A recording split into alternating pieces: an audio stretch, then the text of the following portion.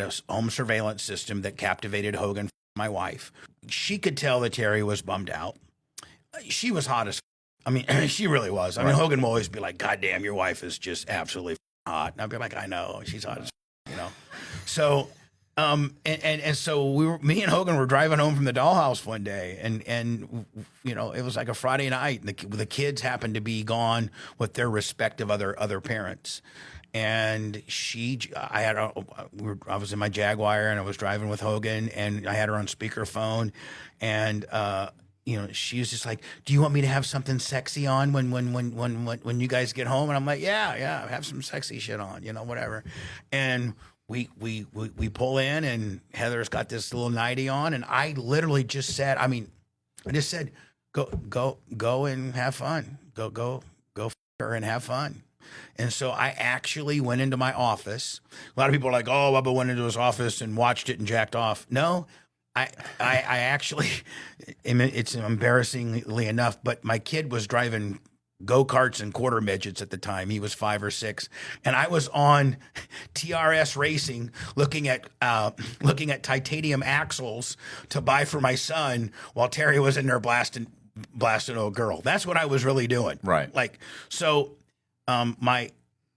Terry's Hulk Hogan. Hulk Hogan. Right. So that's how it happened. My vice was pussy. Mm-hmm. I mean, I would literally spend, I would bitch, and then I figured I'd want to keep her around, so I'd go buy her a $1,400 Louis Vuitton bag, and then you got her hooked. I mean, at that point, she's coming. I had like 10 of those girls. Right. So, but I had this financial guy. He's like, "Listen, just take your gig money, take your paycheck, and you live on your paycheck. Yeah, blow that, but at least invest this. Take your $10,000 a month gig money and buy property." And I remember, if you know the Tampa area and you're driving down Memorial and you're headed to Pinellas, it turns into Racetrack Road, that whole area. Well, right after there's apartment complexes now there and a super Target, and I had a chance to buy that land in 93. It was 71 acres. And it was just all field. It was a big field, and maybe even some wetlands. And they wanted, I think, $660,000 for it. And my guy, Shay, his name's Shay Edelman, he said, "Listen, you got the money to put it down. You can finance it for 15 or 30 years, however long you want." And he said, "You hold it for 5 years." He goes, "I know for a fact that there's going to be a super Target put in here in the next decade." And he said, "At that point, you will be an instant millionaire. Your $600,000 is going to be 6.6 million, And I was like, "That ain't buying and no And what did you spend the money on? Horse. The wire transfer I just received for you is from Shohei Ohtani. Oh, shit. That's a problem. Good thing, but a problem, right? I have these mutual feelings here. Good because I have one of the wealthiest players in the world who's just signed a $700 million contract. He's making more money in endorsements, can lose umpteen amount of millions, and it won't affect him. Bad because we all know that it's the biggest player in the world, and more eyes could be on this situation, and that's not good for me either. So, but I'm already balls deep. I'm 1.3 million in. The guy's already, by the way, at this point, he moved his credit line to $1 million and has already almost tapped his whole credit line again. So he asked for more credit. Of course, I extend it. I'm greedy. I like money, and I'm providing a service. He doesn't seem to be having a problem with it, and I extend him more credit.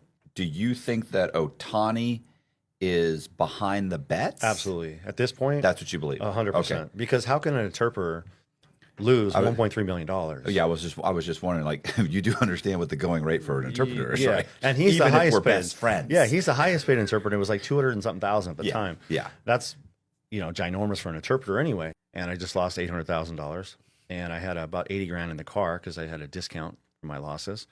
And my ex, Rachel, and my little 2-year-old daughter, Sage, as I'm driving home, I get a phone call from my neighbor from the airport. It's about a 20-minute drive. And he says, "You have a little problem. It's World War V at your house. There's about 14 cars, clearly FBI, and you're definitely coming into a barricade." I said, "Oh, okay." So I dropped off my car. I had an Escalade, and I had 80 grand in it. and I took off my jewelry, which is a dummy move because we all know they don't take your jewelry if you're wearing it. I took off my jewelry, I gave it to Rachel, and dropped them off at a Pollo Loco. And I said, hey, I'm going to run to the house physically because I don't want to give away this cash because I know they're going to scoop it.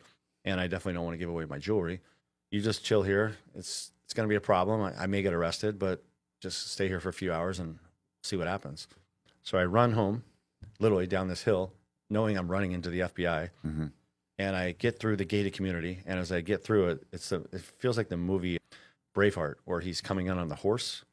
I mean, they literally they start coming out from everywhere, Right. and obviously cuff me and throw me in, and we open the door of the house and sit you down.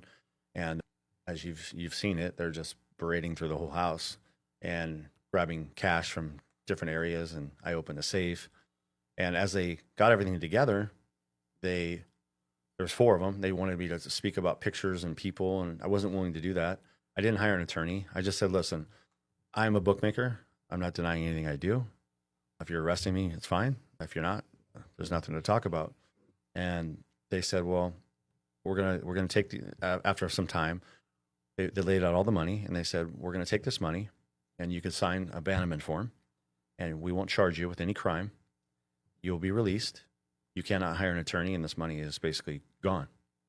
And I said, where do I sign? People rob drug dealers because they feel it's not a crime, because how can a drug dealer call the police on you Right. when he's doing something illegal? But nowadays it don't even matter, because the drug dealer still call the police on you and telling you it doesn't matter. I'm Yeah, saying, he'll just say I got robbed. The guy stole all cash. He won't mention Right. that he also got a key. Exactly. So that's a lot of my earlier crimes of how I started being in the streets and doing things of that nature.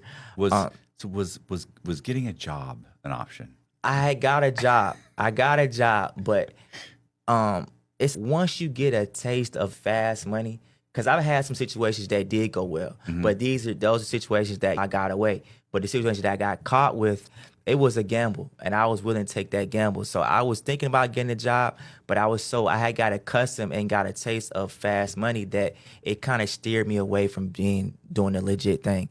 So I kind of just went against my better judgment. I hear you. Right. I'm just curious. Right. I'm not poking at you. I'm Yeah. just saying, because I mean, I was the same way.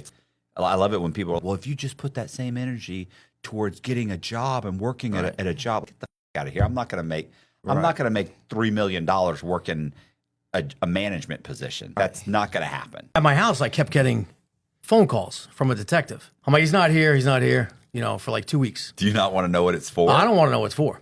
So a month later, I get pulled over by a cop, runs my name through, and he's like, hey, Detective so-and-so has been trying to call you. I'm like, oh, shit, I haven't been home, or whatever. And then she's like, he wants to talk to you. Come down to the station. So I go down to the station, she's like, reads me my rights. And I'm like, she's like, you're fine. And she's like, what's this? And she puts a check in front of me. And a month prior, I was working Gainesville. So I would just take road trips to random cities. I remember the check because I sold this kid. It was for like $500. I sold him a set of speakers. And on his check, his name was unique. It was his first name and then parentheses, Moose, his nickname, and then his last name. So I remember the Moose thing. I'm like, yeah, I know that check. I'm like, I sold that kid a set of speakers. Yeah. She's like, are you sure? I'm like, yeah, I'm positive. She goes, okay, you're lucky that I'm a good detective. And she goes, you're lucky you have cute blue eyes. And I'm like, for what? She goes, this kid that wrote the check came in to me, says that you broke into his car at the mall, smashed his window, took his checkbook, wrote a check, went to the bank and cashed it.